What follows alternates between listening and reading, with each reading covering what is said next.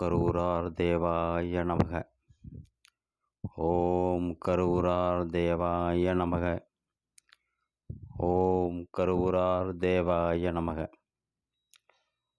ஓம் ராமானுஜர் தேவாய நமக. சித்திரை மாதம் பஞ்சமி திதி திருவாதிரை நட்சத்திரில் பிறந்த மகான் இல்லை, புரட்சி மகான் ஸ்ரீ ராமானுஜர். ஆழ்வார்களுக்கு நிகராக பேசப்படுபவர். ஏன் புரட்சி மகான் என்று சொல்கிறோம் பார்ப்போம்.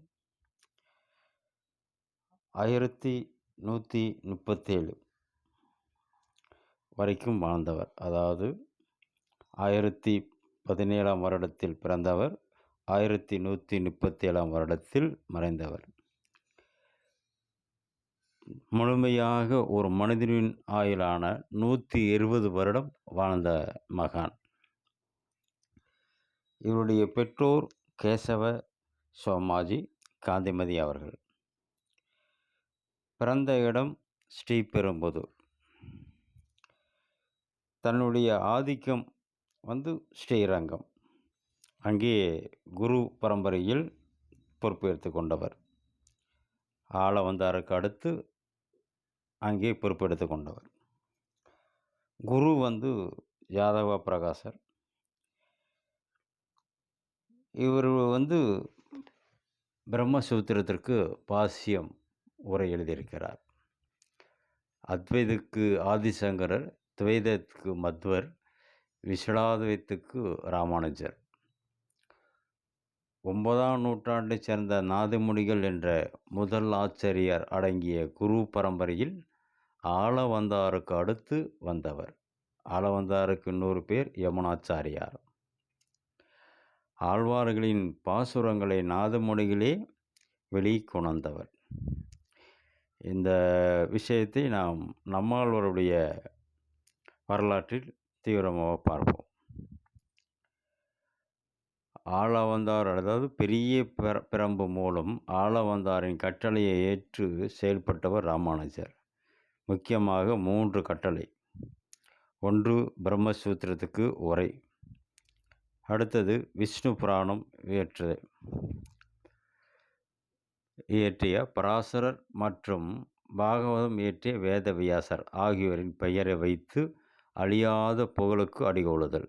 3, நம்மாழ்வாரின் பெயரை உலகில் என்றென்றும் வாழ்வதற்காக செய்வது. இந்த 3ம் அவர் சரியாக செய்தார். 1100ஆம் ஆண்டில் பிரம்மசூத்திரம் எழுதினார். கூரத்தாழ்வாரின் பிள்ளைக்கு பராசரர் வியாச முனிவரின் பெயரிட்டார். தன் சீடனின் திருக்குறுகை புரான் பிள்ளை மூலம் திருவாய்மொழி உரை படைத்து நம்மாழ்வாரின் பெயர் என்றும் ஓங்கி உலகளாவி இருக்கும்படி செய்தார். ஆளவந்தாரின் 5 சீடர்களில் திருக்கோட்டியார்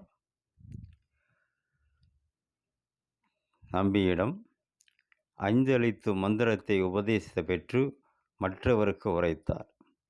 இதில் என்னவென்றால், திருக்கோட்டி நம்பி ராமானுஜருக்கு இந்த மந்திரம் வெளியே யாருக்கும் உரைக்கக்கூடாது என்று சொல்லி உரைத்தார். இவர் அவரிடம் உறுதிமொழி கொடுத்து ஏற்றுக்கொண்டதுக்கு அப்புறம் அந்த மந்திரத்தை உபதேசம் வாங்கிய பிறகு அந்த மொட்டை கோபுரத்தில் மேலே நின்று அனைவருக்குமாக அந்த மந்திரத்தை உரைத்தார். அப்போது அந்த திருக்கோட்டி நம்பி, நீ நரகத்துக்கு செல்வாய் அப்படின்னு சொன்னார். பரவாயில்ல, நான் ஒருவன் நரகத்துக்கு சென்றாலும் இந்த உபதேசம் மூலம் அனைவரும் சொர்க்கத்திற்கு செல்வார்கள் அல்லவா, அதுவே எனக்கு போதும் அப்படின்றார். அதை பார்த்து திருக்கோட்டி நம்பி அதிசயித்து போனார். ஒரு நல்ல விஷயம் நடக்கிறதற்காக சில மரபுகளை மீறி செய்வது எவ்வளோ பெரிய நல்ல விஷயம் என்று அவருக்கே அப்போதான் உணர்ந்தது. தன்னுடைய வாழ்நாளில் முக்கியமான விஷயத்தை அவர் செய்தார் ராமானுஜர். அதனால தான் அவரை புரட்சி மகான் என்று சொல்கிறோம். என்னவென்றால், இந்த காலத்தில் கூட இன்னமும் ஜாதி மதம் பேதம் ரொம்பவும் வலுவாக தான் இருக்கிறது. அப்ப ஒரு 1000 வருடத்திற்கு முன்னால் எவ்வளோ கடுமையா இருக்கும் என்று நமக்கு தெரியும். அவர் ஒரு சில விஷயங்களை எளிமையாக மாத்தினார். அதாவது அரங்கப்பெருமானை வணங்கக்கூடிய அனைவரும் வைணவர் அப்படிங்கிற ஒரு தத்துவத்த கொண்டாந்தார்.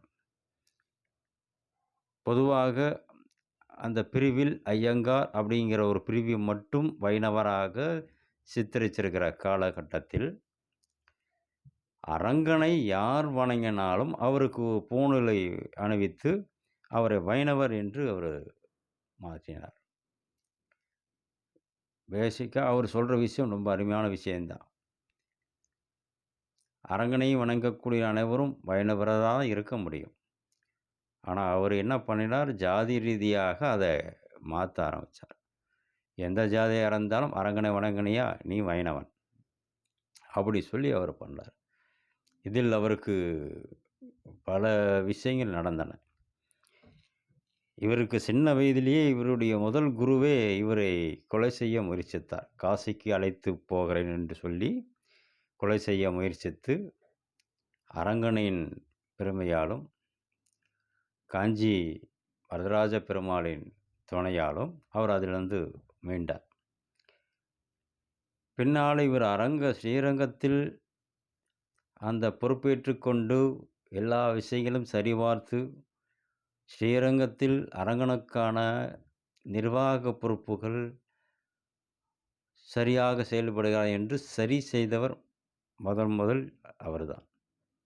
அதாவது வெறும் நான் பக்தியில மட்டும் இருப்பேன் அப்படின்னு இல்லாமல், நடைமுறையில், வாழ்க்கையில், அன்றாட செயல்பாடுகளில் ஒரு ஒழுங்கை கொண்டு வந்தவர். ஒரு நிர்வாகத்தை எப்படி இருக்க வேண்டும் என்று ஒழுங்குபடுத்தியவர். ஸ்ரீரங்கத்தை பொறுத்தவரைக்கும் அந்த ஒழுங்கை இவரால தான் முதலில் சரி செய்யப்பட்டது. இது எந்த ஒரு மடத்தில இருக்கிறவரும் அதை சரி பார்ப்பதில்லை. ஒரு கட்டத்தில் அவரை அங்கே விஷம் கொடுத்து கொல்லவும் செய்தார்கள். அதுவும் இறைவன் அருளால் முறியடிக்கப்பட்டது. குலோத்துங்க சோழன் காலத்தில் அவருடைய உயிருக்கு பிரச்சனை வந்தபோது, அவர் அங்கே இருந்து மைசூருக்கு சென்றார். அங்கே மைசூருக்கு சென்றதனால் அங்கேயே ஒரு குறிப்பிட்ட காலம் வாழ்ந்தார். ஒரு 20 வருடம் பக்கம் அங்கேயே 12 வருடத்திலிருந்து 20 வருடம் வரைக்கும் அங்கேயே வாழ்ந்ததாக சொல்லப்படுகிறது. அப்ப அங்க வாழ்ந்ததாலும், அங்கேயே அவருக்கு பல அணுக்கத் தொண்டர்கள் ஏற்பட்டு, மீண்டும் அவர் அங்கிருந்து இங்க ஸ்ரீரங்கம் வருவதற்கு அவருக்கு அனுமதி தரல. ஒருவாறாக சரி செய்து தான் திருப்பி மீண்டும் வந்தார் இங்கே. அதேமாரி தன்னுடைய இதில இந்த பிரம்மசூத்திரக்கு பாஷ்யம் அப்படிங்கிற விஷயத்தில சமஸ்கிருதத்தில பண்டிட் நிபுணத்துவம் பெற்றவர். அதனாலேயே அவரு இங்கிருந்து காஷ்மீர் வரைக்கும் சென்றிருக்கிறார். அந்த முக்கியமான ஒரு சமஸ்கிருத ஒரு நூல காஷ்மீர்ல இருந்து இவரு அத கொண்டு அங்க வாதாடி, இது எங்கள்ட்ட தான் இருக்குன்னு சொல்லி மீட்டு கொண்டு வந்தவர். அவ்வளோ ஒரு சிறப்பு. இங்கேருந்து காஷ்மீர் அந்த காலத்துல நடந்து போகணும்னா எவ்வளோ பெரிய விஷயம். தன்னுடைய குறிக்கோளில் ரொம்பவும் நிலையாக இருந்தவர். அதில எந்த ஒரு காம்ப்ரமைஸும் பண்ணிக்கிறதில்ல. அதனால தான் குலோத்துங்க சோழங்களோட எதிர்த்து அவரு செயல்பட்டார். அதாவது வைணவத்திலிருந்து மாற மாட்டேன்னு உறுதியா இருந்தவர்.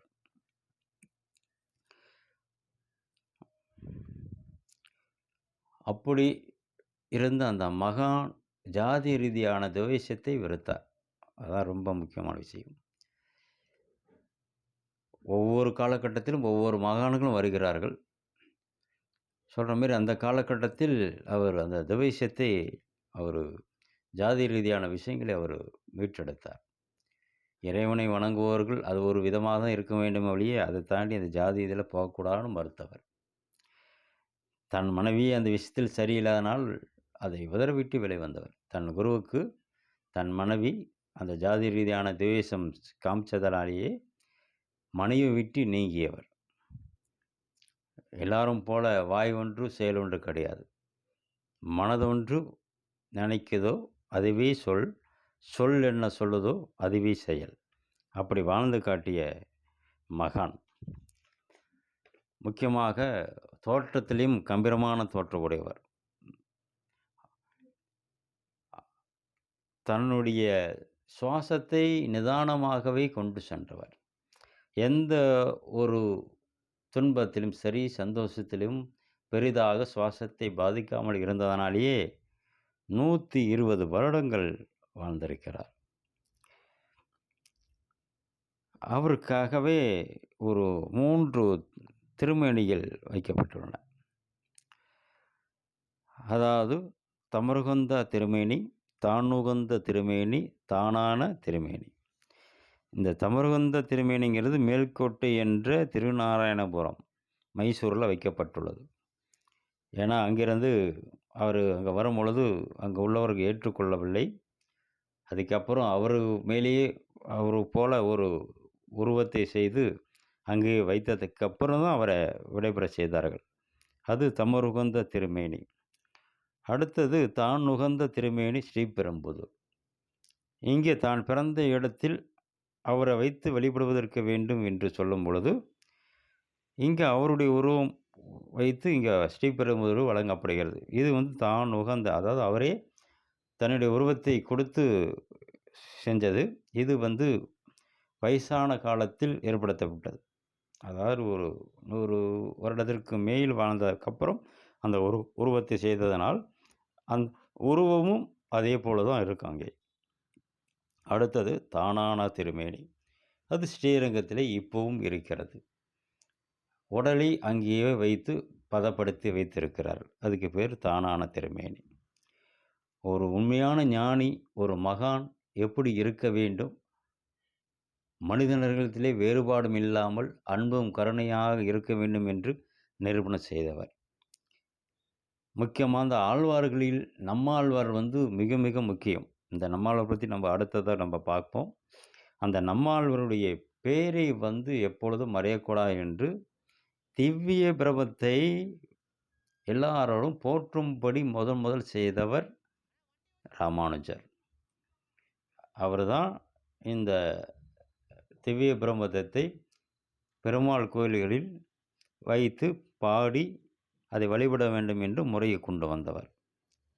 இதிலும் அவர் மிகுந்த புரட்சி செய்துள்ளார்.